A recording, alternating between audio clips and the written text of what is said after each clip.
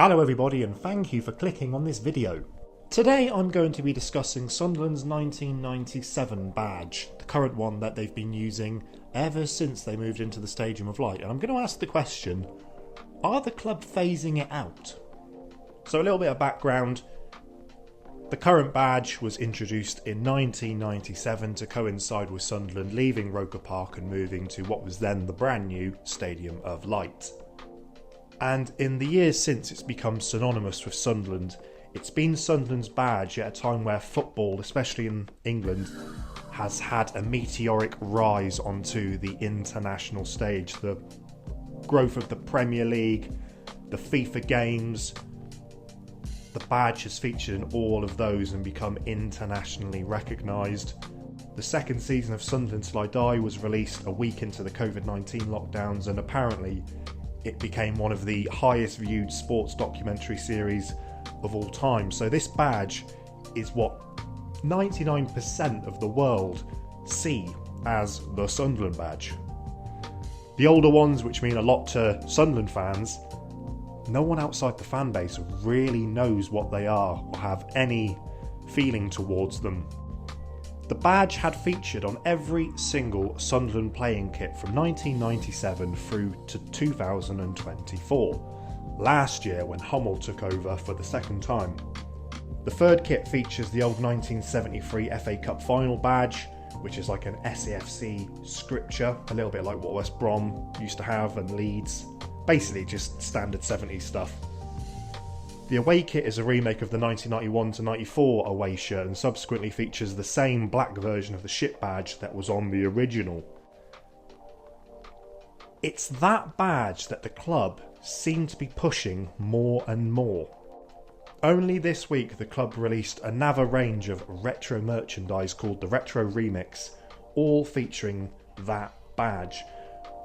But it's interesting because if you read the description of these items, it doesn't say it's a retro badge, it doesn't say it's the 91 badge, it refers to it as the club's badge or crest, as if it's the current one.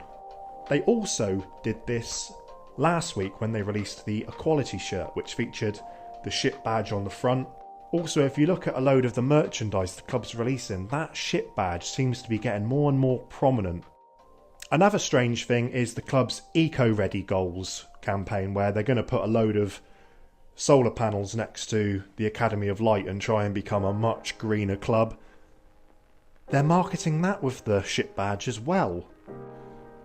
Even before this Equality shirt, last year they were promoting the Rainbow Laces campaign with a rainbow version of the ship badge. So yeah, that's two campaigns that the club have run using the ship badge rather than the current badge, which seems strange to me. Especially the Eco-Ready campaign, because that's something for the future, wanting to get green and become sustainable. That's something for the future, so why would you use the old badge to advertise that?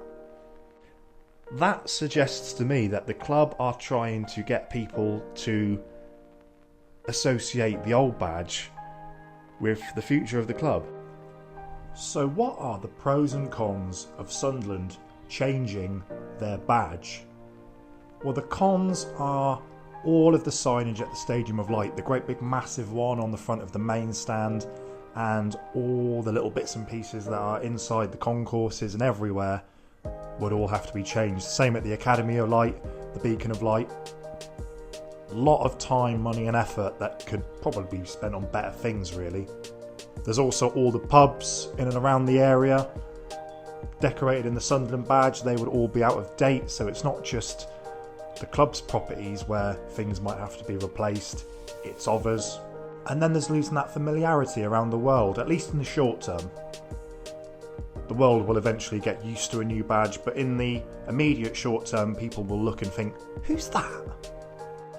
The pros, well, the ship badge doesn't need the great big border around it on the shirts like the home shirt does, which I know irks some people. I'm not really bothered personally, but some people think that it looks a bit cheap, a bit tacky. The ship badge doesn't need that. The ship badge is also a lot easier to do in monochrome colours. We saw it on that shirt last week with the rainbow colours. it's a bit awkward with the current badge doing the monochrome look, which is very common on away shirts, and being used on social media. Clubs like to be able to change the colour of their badge to suit whatever they're trying to advertise. Ship badge is easier to do than the current badge. Other than that, there's not really much difference it would make. Me personally, I'd rather they kept the current badge because it's the one that I've grown up with and I don't really want to see it go. But it's not up to me, it's up to you. So what do you think? Should the club change the badge back to the old one, keep the current one, or maybe even go for something completely new?